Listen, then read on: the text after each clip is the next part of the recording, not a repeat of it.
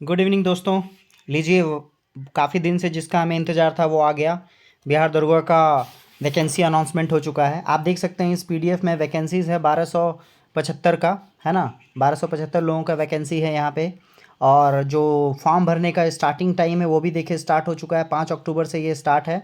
और इसका last date देखिए, आप देख सकते हैं इस पीडीएफ में लास्ट डेट आपका दिया हुआ है 5/11/2023 तक का लास्ट डेट है। ठीक है, चलें आगे देखें। इसमें कंप्लीट डिटेल देख लेते हैं दरोगा के लिए क्या क्या है। तो सबसे पहला चीज़ इसमें जानेंगे कि इसका एज लिमिट का क्या स्थिति है ना। सबसे पहले आपका अगर क्वालिफ़िकेशन की बात करें तो आपको पता है बिहार दरोगा में जो क्वालिफ़िकेशन है वो ग्रेजुएशन है। और ग्रेजुएशन कब तक हो जाना चाहिए किसी का भी, तो 1 तारीख से लिया जा रहा है। 1 अगस्त है, 1 अगस्त तक जिनका ग्रेजुएशन का डिग्री उनको मिल गया है, डिग्री यानी मार्कशीट मिल चुका है, रिजल्ट आ चुका है, तो वो इसके लिए एलिजिबल होंगे। एज के लिए भी आपका एज जो लिमिटेशंस है उसके लिए भी गणना किससे होगी, 1 अगस्त से ही होगी, याद रखिएगा, 8वां महीना से। नेक्स्ट अगर हम बात करें कि जो आपका सर्टिफिकेट्स है वो सर्टिफिकेट्स किसके, सर्टिफिकेट्स में जो एज है वो किससे वेरीफाई होगा, 1 अगस्त से मैट्रिक के अकॉर्डिंग, जो मैट्रिक में आपका डिटेल दिया हुआ है मैट्रिकुलेशन के सर्टिफिकेट में उससे होगा। और देखिए यहाँ पर क्लियर कट एज का आप देख सकते हैं, जो सामान्य कोटि का है वो 20 से लेकर 37 वर्ष तक का होगा। और सामान्य कोटि में जो फीमेल है, सामान्य कोटि का मतलब जनरल हो गया, जिसमें वो फीमेल है वो 20 से लेकर 40 तक होंगे। फिर ओबीसी के लिए अलग लिमिटेशंस है, एससी के लिए अलग होगा, एसटी के लिए अलग होगा, इस तरह से अलग अलग है। फिर जो सरकारी जॉब में पहले से हैं उनको कितने साल की छूट मिलेगी, 5 वर्ष की छूट मिलेगी, है ना। और जिन्होंने नियमित सेवा में न्यूनतम 3 वर्ष की अवधि पूरी कर ली हो, है ना, यानी कि जिनका 3 वर्ष का एज का जॉब उन्होंने पूरा कर लिया हो, उनको कितने साल की, 5 साल की छूट मिलेगी। इस तरह से अलग अलग एज का है वो आप एक बार देख लेंगे। नेक्स्ट शारीरिक मापदंड में देखें तो फिजिकल फिटनेस के लिए क्या क्या चाहिए, तो ऊंचाई के लिए फिर वही जनरल वर्ग में हाइट क्या चाहिए, 165, मैं इसी को कंसिडर करके चल रहा हूँ। ओबीसी में जो होंगे वो 160 होंगे, ये मेल की बात हो रही है। एससी और एसटी के लिए भी ये होंगे। और सभी वर्ग में महिलाओं के लिए हाइट कितना होगा, 155 सेंटीमीटर होगा। नेक्स्ट हम चेस्ट की बात कर लें तो चेस्ट क्या, सिर्फ पुरुषों के लिए चेस्ट होगा, और चेस्ट क्या है, 81 सेंटीमीटर न्यूनतम बिना फुलाए हुए, मतलब सांस छोड़ने के बाद। और सांस लेने के बाद क्या होगा, 86 सेंटीमीटर मिनिमम चाहिए, यानी कि 5 सेंटीमीटर का एक्सपेंशन चाहिए हम लोगों को। ठीक है।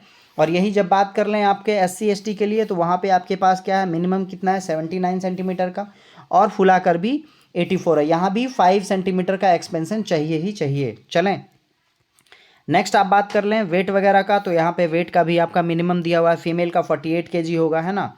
बाकी वेट वगैरह के लिए बहुत ज़्यादा दिक्कत नहीं होता है। अच्छा, आप बात कर लें हम नियुक्ति की प्रक्रिया की, तो प्रक्रिया का मतलब एग्जामिनेशन कैसे कैसे होंगे। तो सबसे पहला देखिए, प्रथम चरण जो एग्जामिनेशन 2 चरण में होगा, कितने में, 2 चरण में।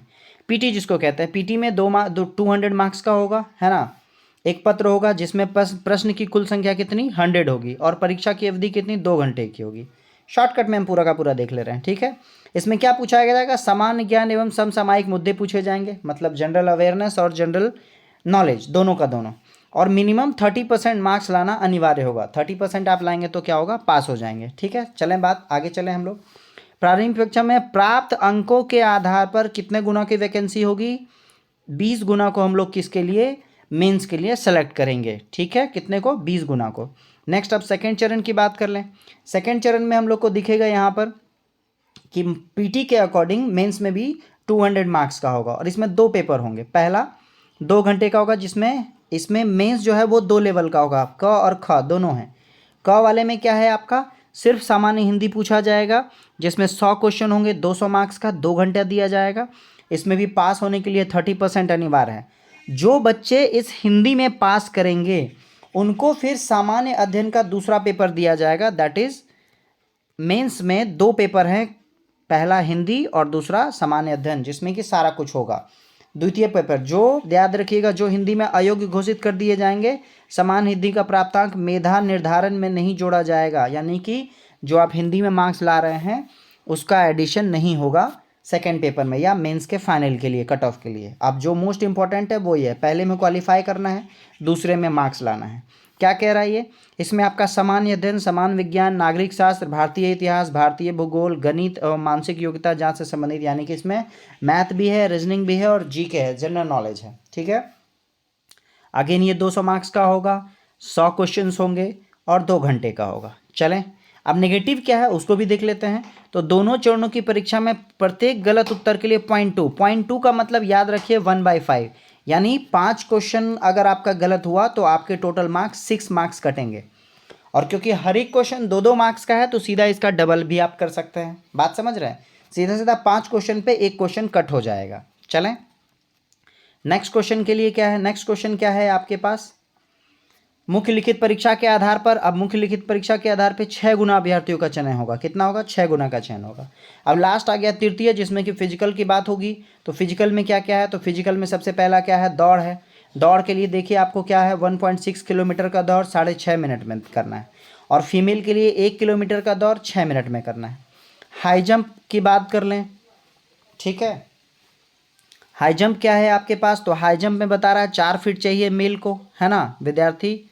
इससे कम होगा तो न्यूनतम कितना चाहिए, 4 फीट चाहिए, ठीक है। और महिलाओं के लिए कितना चाहिए, 3 फीट चाहिए, ठीक है।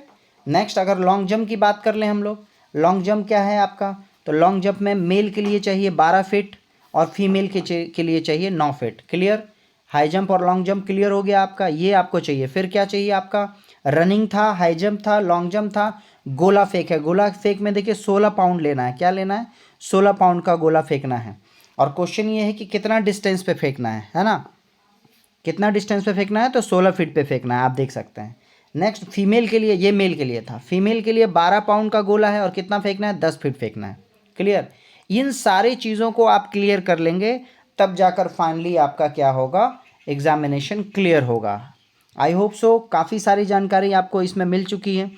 इन्फॉर्मेशन आपको पता है टोटल कितनी वैकेंसीज़ हैं हमारे पास, तो टोटल वैकेंसीज़ हैं कितना, देख लीजिए आप, 1275। कितनी वैकेंसीज़ हैं, 1275। बहुत ही एक सुनहरा मौका है बिहार के सभी मेधावी छात्रों के लिए। और फिर यहाँ रिजर्वेशन अलग अलग दिया हुआ है आपका, हॉरिजॉन्टल और वर्टिकल रिजर्वेशंस की बात की गई है ना। और विशेष इसमें कुछ नहीं, जो मोस्ट इम्पॉर्टेंट बातें थी वो मैंने आपको बता दी।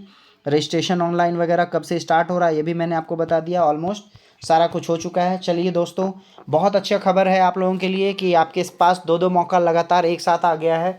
बिहार एसएससी का भी एक बम्पर वैकेंसी नज़र आ रहा है, बिहार दरोगा भी साथ साथ आ गया है। सभी मेधावी छात्रों को मेरी ओर से बहुत बहुत ऑल द बेस्ट मैं कहूँ उनको कि आप एकदम जम के लगे रहिए और पढ़िए। अभी अभी जस्ट मैंने एक वीडियो बनाया है कि कल से हम लोग बिहार एसएससी और दरोगा का बैच चालू कर रहे हैं, जिसमें मॉर्निंग सेशन में दोनों सेट होंगे, है ना। एक आपका सेट अल्टरनेट वे में, एक आपका बिहार एसएससी का चलेगा और एक बिहार दरोगा का चलेगा। और मैथ्स और रीजनिंग के लिए जो स्पेशल बच्चे पढ़ना चाह रहे हैं बिहार एसएससी के लिए, उनके लिए हम लोग इवनिंग में बैच ला रहे हैं, जिसमें एक वीडियो में आपका मैथ्स होगा और एक में आपका रीजनिंग होगा। साथ ही साथ वीकेंड में हम लोग करंट को भी कवर करेंगे और मिसलेनियस टॉपिक को भी कवर करेंगे। मतलब कंप्लीट आपको एक बैच मिल रहा है फ्री ऑफ कॉस्ट यूट्यूब पे।